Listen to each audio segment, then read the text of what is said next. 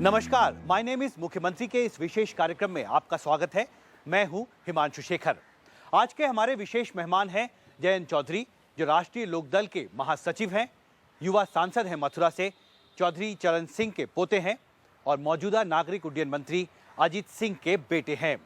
पहली बार राष्ट्रीय लोकदल ने जयंत चौधरी को चुनावी अभियान की जिम्मेदारी सौंपी है।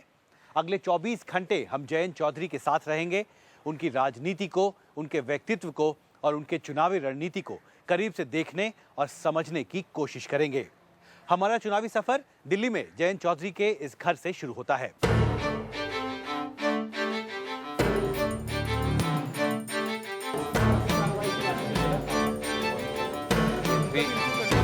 नहीं, बस दो लोग एक ही आएगा, तीन से चल रहा है, कभी तो बंदा ऊपर आ जाता है।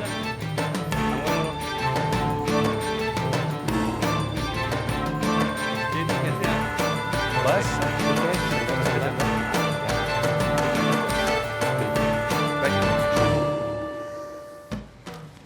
पिछले चुनाव में 43.84% थी, मतलब करीब 13% से ज़्यादा का हाँ। क्यों हो रहा है ये? That means on an average आप रफली लगाओ 30-40,000 पर कॉन्स्टिट्यूंसी, शायद ज़्यादा पोलिंग हो रहा है। ज़्यादा ये मेरे हिसाब से दो संकेत हैं। नंबर 1 के जो नए वोटर्स हैं वो बड़ी संख्या में आ रहे हैं, पहली बार रुचि ले रहे हैं।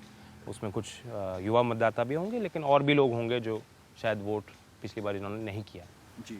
और कहीं ना कहीं हालांकि इसकी अलग अलग आप रीडिंग कर सकते हैं, लेकिन परिवर्तन के लिए लोग मतदान कर रहे हैं जी। मुझे लगता है कि जो परिणाम निकलेंगे बहुत लोगों को चौंकाने वाले होंगे जी। और ये सही है कि एक पार्टी की सरकार नहीं बनेगी, इसलिए हमने गठजोड़ किया। क्या जयंत चौधरी सरकार में शामिल हो सकते हैं अगर ऐसी कोई संभावना या भूमिका बनती है आगे?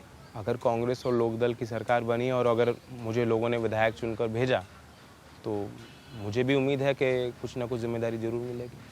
और आदमी चुनाव लड़ता है कि कुछ कलम मिले, ताकत मिले, ताकि वो कर सके जो उसकी सोच है, जो उसका विजन है जी। मेरी अपनी एक अलग सोच है, जिसे आज मैं चुनावी अभियान के दौरान खुल के कह रहा हूँ, लोगों को बता रहा हूँ।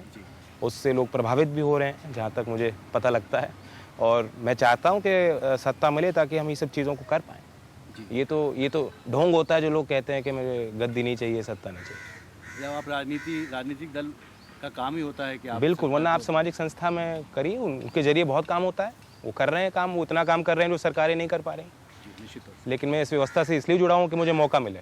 तो यस। एक और खबर आपसे जुड़ी है और जिस पर आप शायद स्पष्टीकरण भी देना चाहेंगे।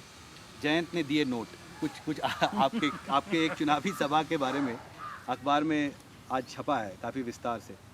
क्या हुआ था चुनावी सभा में? देखिए, ये बहुत एक डरावना फिनोमिनन है कि पत्रकार, मीडिया ऑर्गेनाइजेशंस निरंतर प्रहार करते हैं राजनीतिक लोगों पर और दलों पर कि कोई क्वालिफिकेशन होनी चाहिए, कुछ और मुझे लग रहा है कि पत्रकारिता के जो स्टैंडर्ड्स लगातार उनमें पतन हो रहा है।